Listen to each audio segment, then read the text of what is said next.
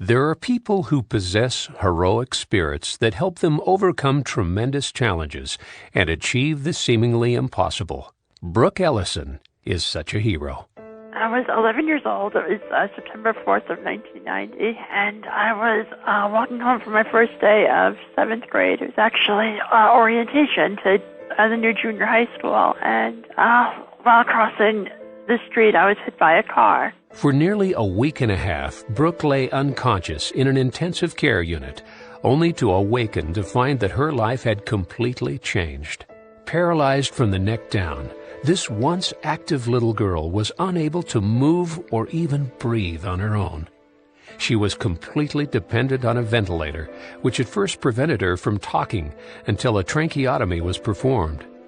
Only then was she able to utter her first words. In a whisper so weak that her mother Jean had to put her ear. There are people who possess heroic spirits that help them overcome tremendous challenges and achieve the seemingly impossible. Brooke Ellison is such a hero. I was 11 years old. It was September 4th of 1990, and I was walking home from my first day of 7th grade. It was actually orientation to the new junior high school, and while crossing the street, I was hit by a car. For nearly a week and a half, Brooke lay unconscious in an intensive care unit, only to awaken to find that her life had completely changed. Paralyzed from the neck down, this once active little girl was unable to move or even breathe on her own.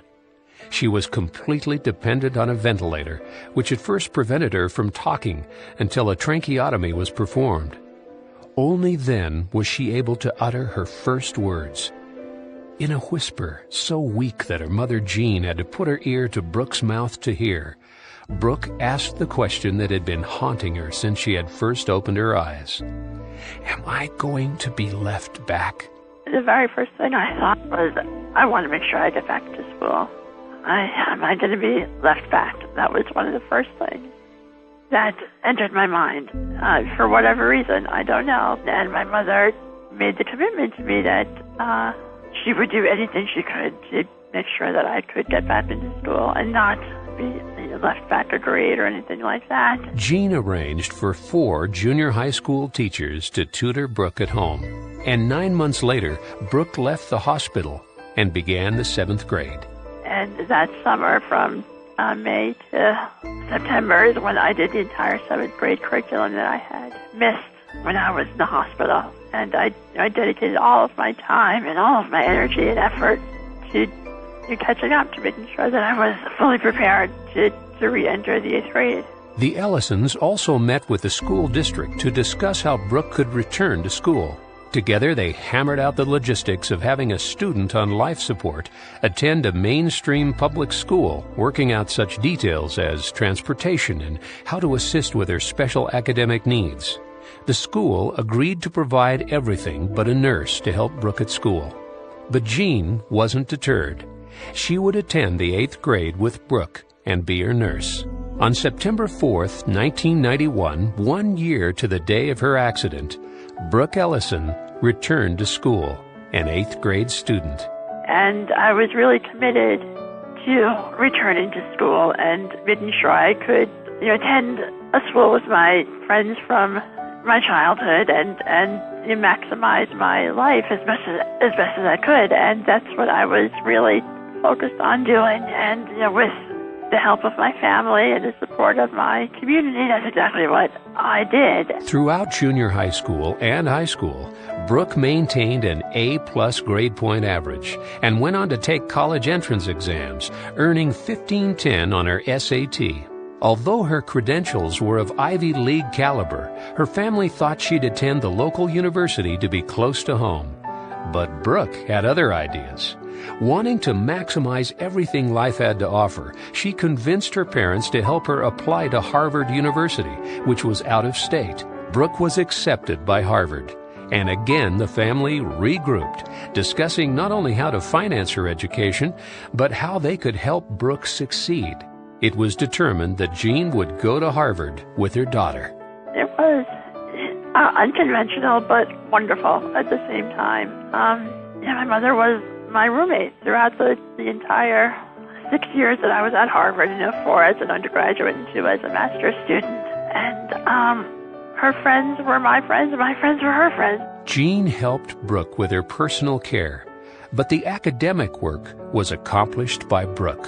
So as far as school went, I did all of that independently. As far as reading, I would get either books on tape or books put onto CD that I could read off of the computer, things like that. So that was all done independently. And as far as writing papers would go, I have a voice-activated computer, so all of that was independent. But my mother was there for any personal need that I would have. Brooke went on to earn her undergraduate degree in cognitive neuroscience, graduating magna cum laude in June 2000, and was the commencement speaker at her graduation.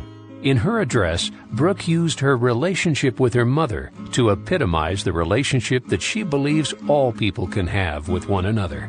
How much of an influence we have on each other's lives, and how we have to appreciate that nobody gets to where they are at any given point without the help of others, and we have to be ready to both give that help and recognize it when we get it from other people. And it can be from just a simple gesture or something bigger, but all of those gestures in life have to be appreciated. My mother's role in my life has been immeasurable. My entire family's role in my life has been immeasurable, and it's been because of their support and their love that I have gotten to where I am right now. And I know that what I do personally reflects my entire family and everybody who loves me and supports me. So I'm very much committed to that intertwinedness of our lives. Brooke went on to earn a master's degree in public policy and has completed work towards a doctorate. Yet while she has succeeded in achieving her dreams, she doesn't pretend that it's been easy. Well, I think everybody at certain times feels either frustrated or, I guess frustrated more than anything about their lives, and I'm certainly no exception. And I wouldn't be truthful if I were to say that I didn't ever feel frustrated. But those are just isolated events, really, and no different from anything else that anybody else would feel on a periodic basis. And it's because of my family and my commitment to other people that it doesn't last very long at all. Among her many achievements, Brooke is a popular public speaker, has written a book, and has had a movie produced about her life by the late filmmaker Christopher Reeves. Wherever she goes, she finds that people seem to connect to her life.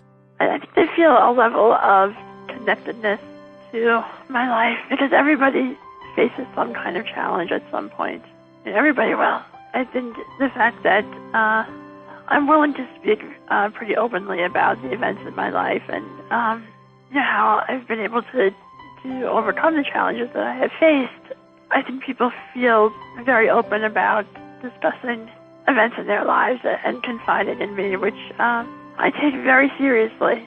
And I get emails and letters and phone calls every day from people who have either read my book or have seen a movie about my life and have really taken that to heart. With the continuing hope and commitment to do what she can to encourage people to use whatever capabilities they have to help other people overcome their challenges. Where did this hope and commitment come from? I don't know. I don't know if I could say. And maybe if somebody had asked me that question 17 years ago, if I would be in the position where I am right now, I don't know how I would have answered. I guess it is maybe a characteristic that doesn't necessarily come out unless it's tested.